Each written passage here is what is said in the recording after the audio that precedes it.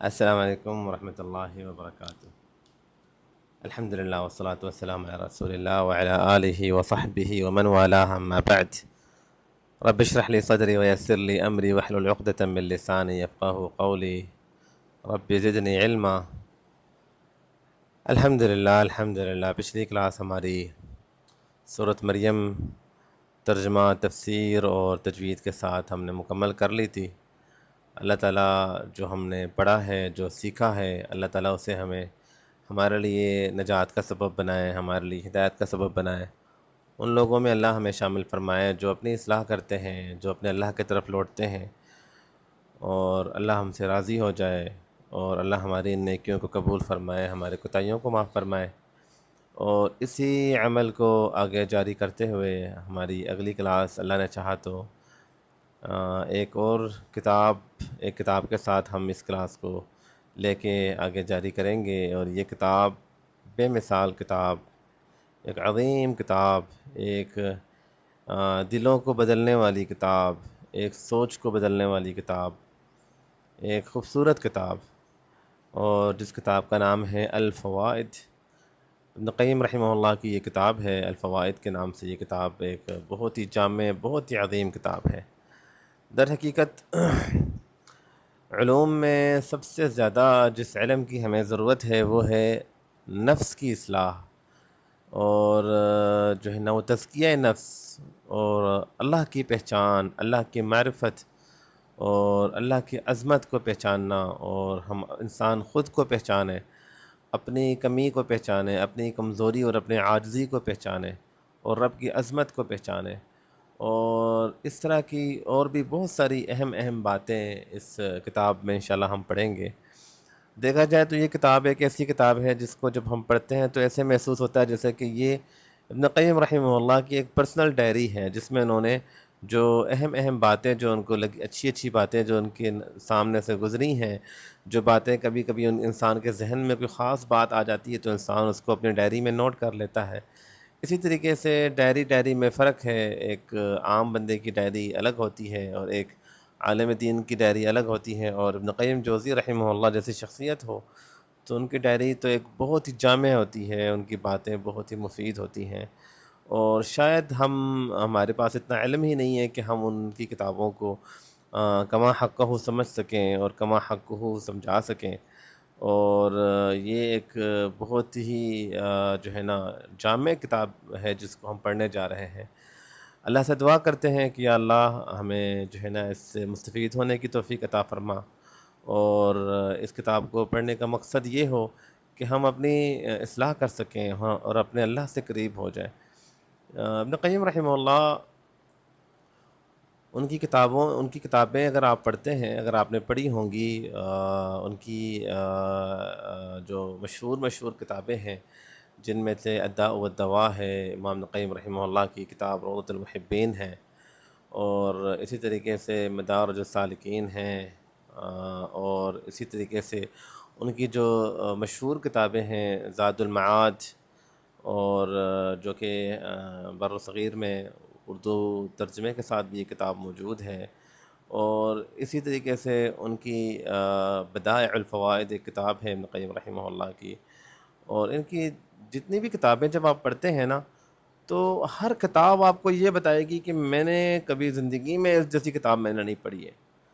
آپ ان کی کوئی بھی کتاب پکڑتے ہیں، فرض کریں ان کی کتاب الداء والدواء ہے، بہت ہی جامع کتاب، اس میں بتاتے ہیں کہ زندگی میں جو بھی پریشانی ہے اس کا وجہ کیا ہے، اور ہر قسم کی پریشانیوں کا انہوں نے ذکر کیا ہے، اور در حقیقت ہی کسی سائل کے سوال کے جواب پہ انہوں نے یہ کتاب لکھی ہے۔ جب آپ اس کتاب کو پڑھیں گے تو یہ کتاب آپ کو بتائے گی کہ اس جیسی کوئی کتاب ہو ہی نہیں سکتا ہے کہ کسی نے اتنی جامع کتاب لکھی ہو۔ علماء کرام میں سے کم ہی ایسے اہل علم ہیں جو اس طرح کی کتاب لکھ پاتے ہیں۔ جب آپ ان کی کتاب پڑھتے ہیں مدارج السالکین تو آپ کو اندازہ ہو جاتا ہے کہ اللہ کے ساتھ انسان کا کیسا رشتہ بلا ہو سکتا ہے، ایک عظیم رشتہ۔ ایاک نعبد و ایاک نستعین کی تشریح میں انہوں نے یہ کتاب لکھی ہے، 3 جلدوں میں یہ کتاب ہے، بڑی جامع کتاب ہے۔ جب اس کتاب کو انسان پڑھتا ہے تو انسان دھنگ رہ جاتا ہے اور کہتا ہے اس جیسی کتاب تو ہے ہی نہیں۔ اور محبت کرنے والے اور اللہ کے شوق میں، اللہ کی محبت میں گم ہونے والوں کے واقعات، اور محبت کیا ہوتا ہے اور محبت کے بارے میں ان کی جو کتاب ہے روضۃ المحبین و نزہۃ المشتاقین، ایک جامع کتاب ہے، ایک ایسی کتاب ہے جو اپنے فن میں بے مثال کتاب ہے۔ انسان جب اس کتاب کو پڑھتا ہے، حالانکہ یہ کتاب وہ ہے جو انہوں نے سفر کے دوران انہوں نے یہ کتاب لکھی ہے، اور جس انداز سے یہ بہت موٹی کتاب ہے، جس انداز سے انہوں نے اس کی وضاحت کی ہے، اور جس انداز سے انہوں نے محبت کے بارے میں اور محبت کے مقصد کے بارے میں اور اللہ تعالیٰ سے محبت اور دنیاوی محبت اور محبت، اس میں انہوں نے 50 قسم کے محبت ذکر کیے ہیں، 50 محبت کے نام، 50 سے زائد ہیں، غالباً 51 ہیں، ان کی تفصیلات بیان کیے ہیں۔ تو ان کی یہ کتاب ہے الکافیہ الشافیہ فی الانتصار للفرقۃ الناجیہ۔ یہ کتاب آج سے بہت پہلے جب میں دبئی میں ہوتا تھا تب میں نے یہ کتاب پڑھی تھی ان کی۔ ایک ایسی کتاب جو آپ کو جو ہے نا وہ کسی اور دنیا میں لے کے جائے۔ اس کتاب کے اندر امام ابن قیم رحمہ اللہ نے عقائد اور بنیادی باتوں کے ساتھ ساتھ جنت کا ذکر کیا ہے۔ جب آپ جنت کا ذکر اس کتاب سے پڑھتے ہیں سمجھ کے، تو جیسے وہ آپ کے سامنے جنت کی ایک ویڈیو لا رہا ہے، اور پوری ایک موٹی کتاب میں صرف عربی شعر کے انداز میں، شعر میں انہوں نے یہ کتاب لکھی ہے۔ ایک بہت بڑے عالم بھی تھے اور ایک بہت بڑے شاعر تھے، اتنی بڑی کتاب انہوں نے شعر میں لکھی۔ اور مزے کی بات ہے جتنے بھی اشعار ہیں، 1000 سے زائد غالباً اشعار ہیں، اور ہر شعر کے آخر میں نون ہے، ہر بیت کے آخر میں نون ہے، اور ایسے ایسے اس کے اندر انہوں نے باتیں کی ہیں جنت کے بارے میں، اور جنت کی صفات کے بارے میں، اور جنت کی نعمتوں کے بارے میں، اور جہاں جنت کا ذکر ہے اس کتاب کا موضوع جنت نہیں ہے، بلکہ وہ تو ایک بہت وسیع کتاب ہے۔ لیکن جب آپ اس کتاب کو پڑھتے ہیں تو آپ کو لگے گا کہ جنت کے موضوع میں ان سے بہتر شاید کسی مصنف نے نہیں لکھا ہو۔ یعنی ہر کتاب آپ کو یہ بتائے گی کہ دس از دا بیسٹ بک، اس سے بہتر کوئی کتاب نہیں ہے۔ اس میں وہ جنت کے طلبگاروں کے بارے میں کہتے ہیں، یا سلعۃ الرحمن لستی رخیصۃ بل انت غالیۃ علی الکسلان، اے رحمان کے بدلے، اے رحمان کا بدلہ، رحمان کی نعمت، یعنی وہ بدلہ جو اللہ نے رحمان نے دینا ہے اپنے بندوں کو، لستی رخیصۃ، تو کوئی اتنا بھی سستا نہیں ہے، تیری قیمت کم نہیں ہے، بل انت غالیہ، تو بہت قیمتی ہے، بہت مہنگی چیز ہے۔ لیکن کس کے لیے مہنگی ہے، کس کے لیے مشکل ہے؟ علی الکسلان، سست انسان پہ، کہ سست انسان کے لیے تجھے حاصل کرنا بہت مشکل ہے۔ یا سلعۃ الرحمن لیس ینالھا، اے رحمان کے سلعہ، رحمان کے بدلے تجھے نہیں پا سکتے ہیں، 1000 میں سے صرف ایک ہی تجھے پا سکتا ہے، 2 نہیں۔ یا سلعۃ الرحمن کیف تصبر الخطاب عنک وہم ذو ایمان، اے رحمان کے سلعہ، رحمان کے بدلے بھلا تجھے مانگنے والے کس طرح تجھ سے صبر کر سکتے ہیں، حالانکہ وہ ایمان والے ہیں۔ یا سلعۃ الرحمن لولا انہا حجبت بکل، بڑے لمبے اشعار ہیں، تو اس میں رحمان کے جنت کے بارے میں، کہ رحمان کی جنت کو حاصل کرنا اور اس کے لیے کوشش کرنا۔ بہرحال یہ کتاب بھی آپ کو بتائے گی کہ یہ سب سے اچھی کتاب ہے۔ اور اسی طریقے سے جو کتاب ہم پڑھنے لگے الفوائد ابن قیم رحمہ اللہ کی، جب یہ کتاب آپ پڑھیں گے تو آپ نے کہنا ہے کہ سبحان اللہ، یہ بھی ایک بہت ہی جامع، باقی کتابوں کے نسبتاً یہ کچھ چھوٹی کتاب ہے۔ جو دوسری کتابیں جن کا میں نے ذکر کیا وہ تو بہت بڑی بڑی کتابیں ہیں، اور آپ کے سامنے ان کی کتابوں کا ذکر کرنے کا مقصد یہ ہے کہ یہ ان کی بہت ساری اہل علم نے تقریباً 700 سے زائد ان کی کتابیں جمع کی ہیں، 700 سے زائد۔ یہ ان کتابوں میں سے میں نے صرف چند کتابوں کا ذکر کیا، کوئی 5-6 کتابوں کا ذکر کیا ہے، باقی جو کتب ہیں ہر کتاب ایک بے مثال ہے، ہر کتاب دوسری کتاب سے جامع ہے، دوسری کتاب سے بلیغ ہے، دوسری کتاب سے عظیم ہے، اور کوئی بھی کتاب آپ ان کی شروع کریں گے تو آخر تک پڑھنے کو آپ کا دل کرے گا، اور ہر کتاب کوئی تربیت ہے، کوئی نصیحت ہے، ہر کتاب کے اندر کوئی نقطہ ہے، کوئی بات ہے جو سمجھائی گئی ہے۔ بہرحال ہم اپنے موضوع کی طرف لوٹتے ہیں۔ ابن قیم رحمہ اللہ، ان کے بارے میں سب سے پہلے ان کا نام، ان کی کنیت ہے ابو عبداللہ شمس الدین محمد بن ابی بکر بن ایوب بن سعد بن حریز بن مکی زید الدین الزرعی الدمشقی الحنبلی، اور ابن القیم الجوزیہ رحمہ اللہ کے نام سے مشہور ہے۔ اور یہ تو میں نے ان کی جو ہے نا وہ ان کا پورا نام بتایا ہے، مختصراً جو ان کا نام اگر آپ کسی بھی کتاب میں مطالعہ کرتے ہوئے جب ان کا نام سامنے آئے گا تو الامام ابی عبداللہ محمد بن ابی بکر بن ایوب ابن القیم الجوزیہ، اس نام سے مشہور ہے۔ محمد ان کا نام تھا محمد، اور ابی عبداللہ ان کی کنیت ہے، اور محمد بن ابی بکر ان کے والد کا نام تھا ابی بکر، اور دادا ابو کا نام تھا ایوب، اور ابن قیم، ان کے ابن قیم کے نام سے یہ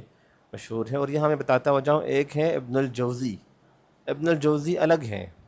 اور ابن القیم الگ ہیں۔ ابن الجوزی رحمہ اللہ وہ بہت ان سے پہلے ایک عالم دین گزرے ہیں،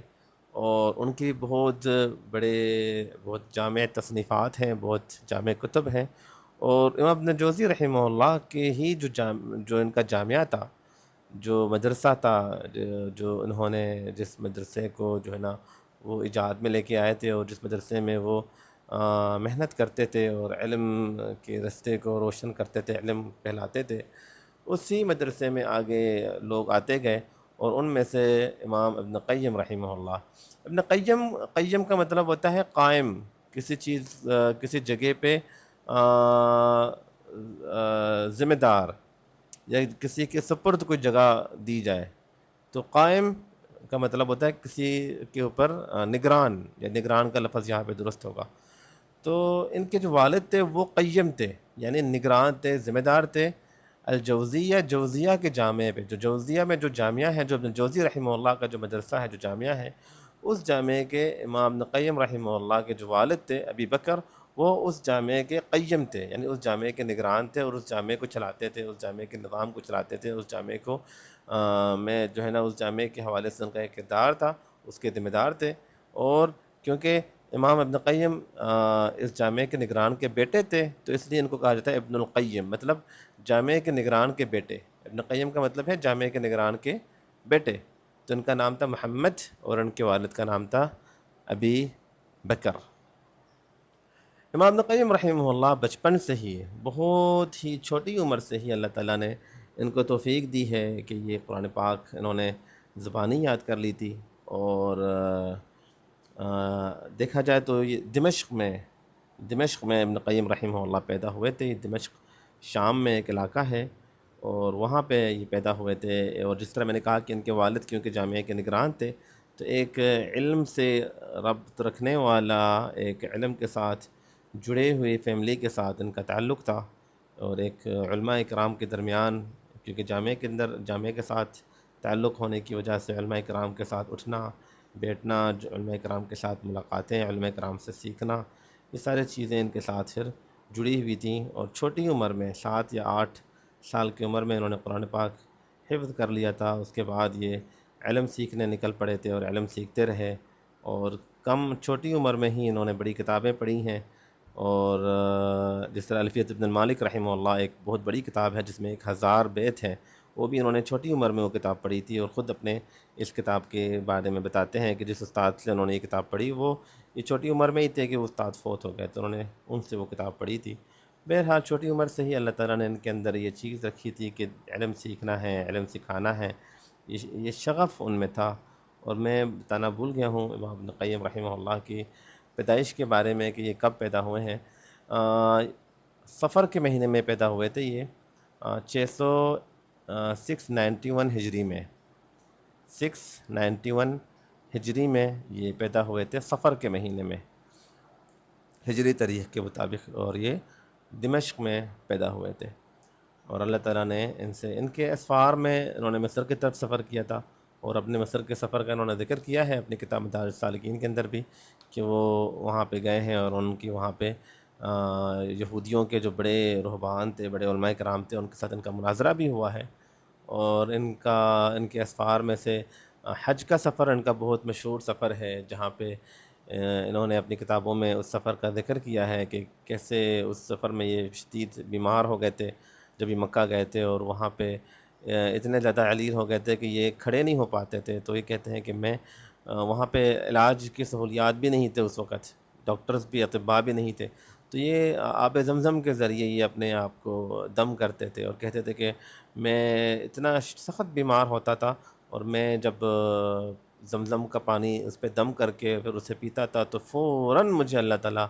شفا دے دیتے تھے، اور فوراً ہی میں ٹھیک ہو جاتے تھے۔ اور انہوں نے وہاں پہ اپنے بیٹے کے گم ہونے کا واقعہ بھی ذکر کیا کہ کیسے وہ گم ہو گئے تھے، ان کا بیٹا وہاں پہ حج کے سفر میں، اور پھر وہ جب ملے تو کس انداز سے وہ پورا واقعہ انہوں نے ذکر کیا ہے، اور کیسے وہ مسجد الخیف کے اندر اس وقت بدعات اور خرافات لوگ کرتے تھے، وہاں پہ رقص وغیرہ لوگ کرتے تھے جو صوفی حضرات تھے، تو کیسے یہ ان کے سامنے کھڑے ہو گئے تھے اور کیسے ان کی کوشش تھی کہ اس بدعت کو اور ان خرافات کو روکا جائے۔ ابن قیم رحمہ اللہ کیونکہ ان کے استادوں میں سے جو سب سے عظیم اور سب سے مشہور استاد تھے وہ شیخ الاسلام امام ابن تیمیہ رحمہ اللہ، امام ابن تیمیہ رحمہ اللہ کے یہ شاگرد رہے ہیں، اور تقریباً 16 سال یہ ان کی شاگردی میں رہے ہیں۔ 16 سال 712 ہجری سے لے کے 728 ہجری تک، 728 ہجری میں امام ابن تیمیہ رحمہ اللہ وفات پا گئے تھے، تو تب تک یہ امام ابن تیمیہ رحمہ اللہ کے شاگرد رہے ہیں، اور یہ ان کے شاگردوں میں سب سے بہترین اور سب سے ہونہار اور سب سے قابل شاگرد تھے، یہاں تک کہ اتنے زیادہ یہ اپنے استاد کے ساتھ رہتے تھے، اور اتنا اللہ نے ان کو شہرت سے نوازا کہ جہاں ابن تیمیہ رحمہ اللہ کا ذکر ہو وہاں پہ ان کا ذکر ہوتا تھا۔ ان کے اساتذہ میں سے ابن عبد الدائم بھی ہیں، ابن نعمہ النابلسی بھی ہیں، امام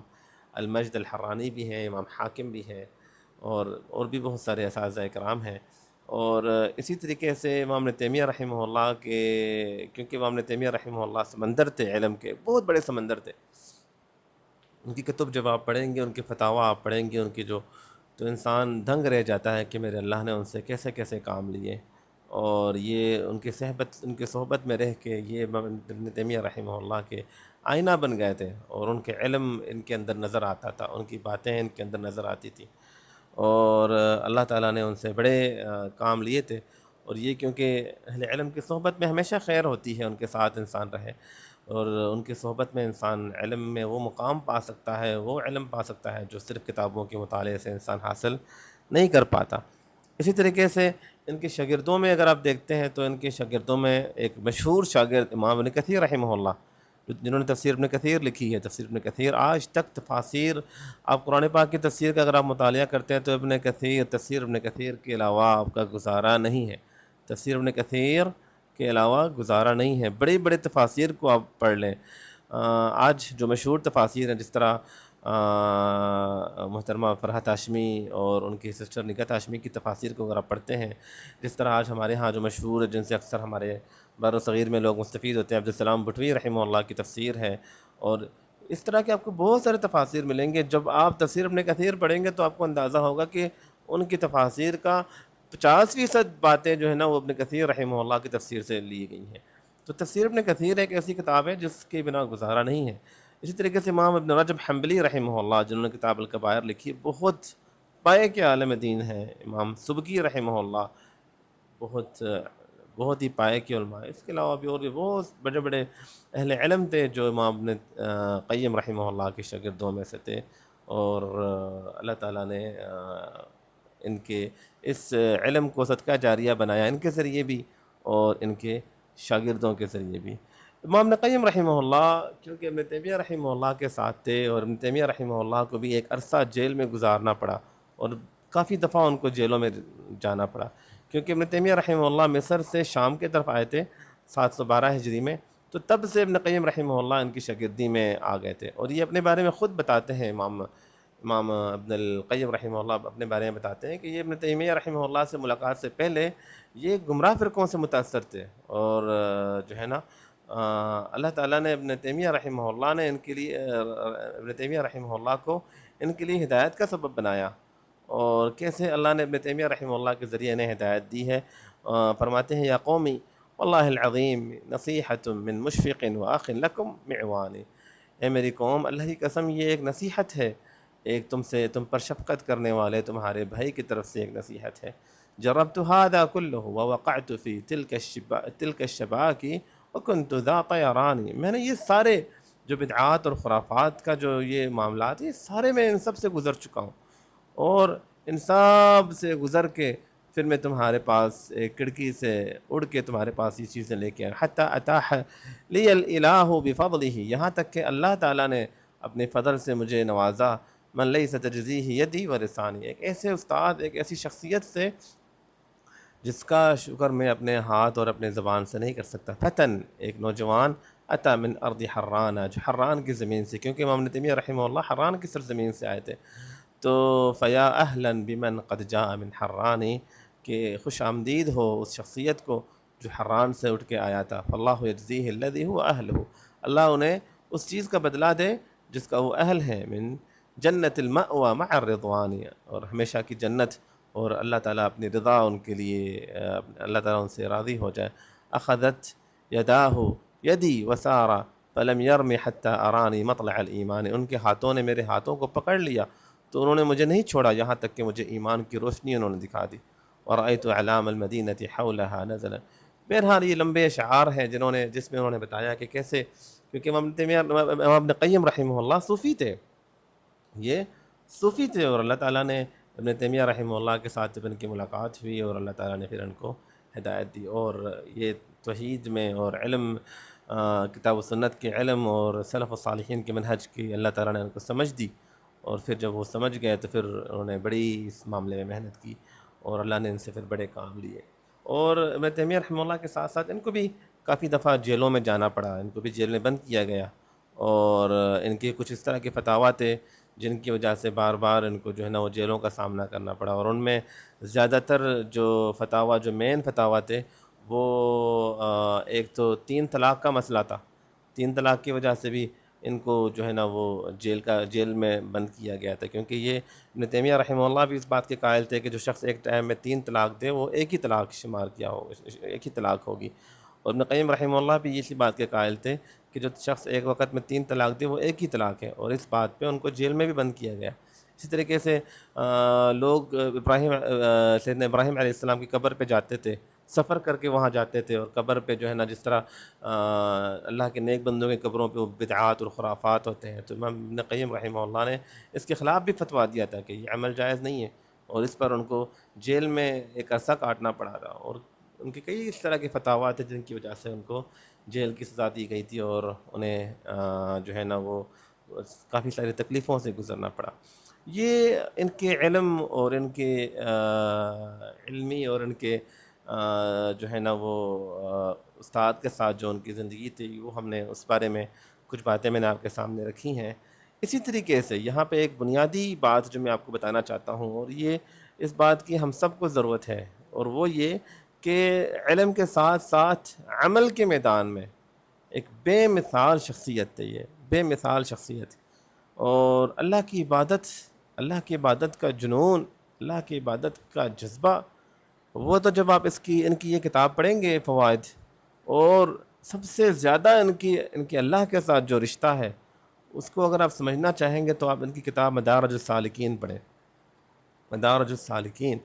جو ان کی کتاب ہے، ایک بہت ہی بے مثال کتاب ہے مدارج السالکین بین منازل ایاک نعبد و ایاک نستعین، جس میں انہوں نے ایاک نعبد و ایاک نستعین کا کیا مطلب ہے، اللہ کی عبادت کسے کہتے ہیں، اللہ اکبر، اللہ اکبر، کیا عظیم ان کا انداز ہے۔ جب آپ ان کی یہ کتاب پڑھیں گے تو آپ کو اندازہ ہوگا کہ اللہ کی عبادت کا انداز ہی کچھ اور تھا ان کی زندگی میں، اللہ کے ساتھ ان کا تعلق کوئی اور ہی تعلق تھا۔ آج کل بہت سارے لوگ علم تو سیکھ لیتے ہیں لیکن عمل کے میدان میں بہت پیچھے رہ جاتے ہیں، لیکن علم بھی ہو اور عمل بھی ہو تو ایسی شخصیت کے علم کی تو کیا ہی بات ہے، بے مثال اللہ تعالیٰ نے پھر ان سے کام لیا، بے مثال ان کا انداز تھا۔ امام بن رجب حنبلی رحمہ اللہ ان کے شاگرد تھے اور بہت ہی بڑے عالم دین تھے، وہ ان کے بارے میں فرماتے ہیں وکان رحمہ اللہ دا عبادت و تہجد و طول صلاۃ، یہ عبادت والے تھے، تہجد اور لمبی لمبی نماز، الی الغایۃ القصویٰ، اتنی لمبی نمازیں ان کی ہوتی تھی جس کی مثال نہیں ہوتی، وتألہ و لہج، اور اللہ کو ہمیشہ یاد کرنے والا، اللہ کا ذکر کرنے والا، اور اللہ کی محبت میں ہمیشہ شغف، اللہ کی طرف لوٹنا، استغفار کرنا، اللہ کے سامنے فقیر ہو جاتے تھے، اللہ کے سامنے جھک جاتے تھے،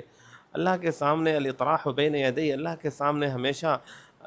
بندگی کو بجا لاتے تھے، اور کہتے ہیں کہ لم اشاہد مثلہ، میں نے کبھی ان جیسا شخص نہیں دیکھا، ولا رأیت اوسع منہ علما، میں نے کبھی ان سے زیادہ علم والے انسان کو نہیں دیکھا، ولا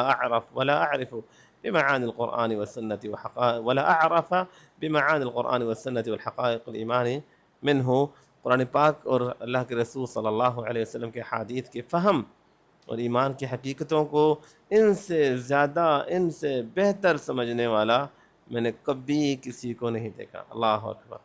اور امام ابن کثیر رحمہ اللہ فرماتے ہیں لا اعرف، امام ابن کثیر جنہوں نے تفسیر ابن کثیر لکھی ہے، کہتے ہیں لا اعرف فی ھذا العالم، اس پوری دنیا میں میں نہیں جانتا ہوں کسی کو، فی زماننا ہمارے زمانے میں، اکثر عبادت منہ، کہ جو ابن قیم رحمہ اللہ سے زیادہ اللہ کی عبادت کرتے ہیں۔ اللہ اکبر، اللہ اکبر۔ وکانت لہ طریقۃ فی الصلاۃ، اور وہ نماز ایسے پڑھتے تھے، یطیلھا جدا، بہت لمبی نماز پڑھتے تھے، ویمد رکوعھا، اور بہت لمبے رکوع، وسجودھا، بہت لمبے سجدے، یلومہ کثیر من اصحابہ، اکثر لوگ ان کی ملامت کرتے ان کو ڈانٹتے تھے کہ اتنی لمبی نماز بھی کوئی پڑھتا ہے بھلا، فلا یرجع، لیکن وہ کبھی بھی لوگوں کی باتیں سن کے خود کو پیچھے نہیں ہٹاتے، بلکہ وہ اپنے اس معاملے میں، اور بے شمار اگر اقوال اہل علم پڑھے جائیں ان کی عبادت کے بارے میں تو انسان دھنگ رہ جائے کہ بھلا صبح فجر پڑھ کے یہ بیٹھ جاتے تھے اللہ کے سامنے عبادت میں، اور عصر تک عبادت میں لگے رہتے تھے، اور عصر کے بعد پھر یہ اپنے استاد ابن تیمیہ رحمہ اللہ کے پاس حاضر ہوتے اور ان سے علم سیکھا کرتے تھے۔ اللہ اکبر۔ اور اللہ کے سامنے انتہائی متواضع، انتہائی عاجزی والے، اللہ کے سامنے جھک جانے والے، اللہ کے سامنے خود کو حقیر سمجھنے والے،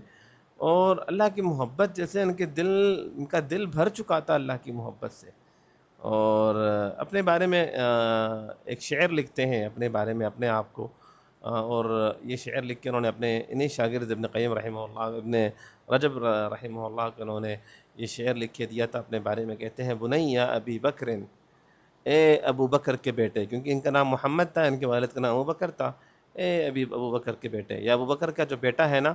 کثیر ذنوبہ، اس کے بہت زیادہ گناہ ہے، فلیس علی من نال من عرضہ حکم، جو بھی اس کی عزت پہ ہاتھ اٹھائے یا اسے برا بلا کہے اس پہ کوئی ملامت نہیں۔ بنیا ابی بکر جہول بنفسہ، یہ جو ابو بکر کا بیٹا ہے نا اپنے بارے میں بہت ہی جاہل ہے، اس کو نہیں پتہ اپنے بارے میں، جہول بامر اللہ، اللہ کے حکم کے بارے میں بھی یہ جاہل ہے، انا لہ العلم، علم کہاں سے آئے گا اس کے پاس۔ بنیا ابی بکر، یہ جو ابو بکر کا بیٹا ہے نا، غدا متصدرا یعلم علما وهو لیس لہ علم، یہ اٹھا ہے لوگوں کو علم سکھانے لگا ہے حالانکہ خود کے پاس کوئی علم ہے ہی نہیں۔ بنیا ابی بکر غدا متمنیا وصال المعالی وذنوب لہ ہم، یہ جو ابو بکر کا بیٹا ہے یہ نکل پڑا ہے اس کوشش میں کہ اعلیٰ مقام حاصل کرے، وصال المعالی والذنوب لہ ہم، لیکن گناہ اس کے رستے میں رکاوٹ ہیں، گناہوں نے اس کو پریشان کر کے رکھا ہوا ہے۔ بنیا ابی بکر یروم ترقیا الی جنت المأوی لیس لہ عزم، بنیا ابو بکر کا جو بیٹا ہے وہ آگے بڑھ کے جنت المأوی تک، جنت تک پہنچنا چاہتا ہے، حالانکہ اس کے پاس پختہ ارادہ ہی نہیں ہے۔ بنیا ابی بکر یری الغرم فی الذی یزول ویفنا والذی ترکہ الغم،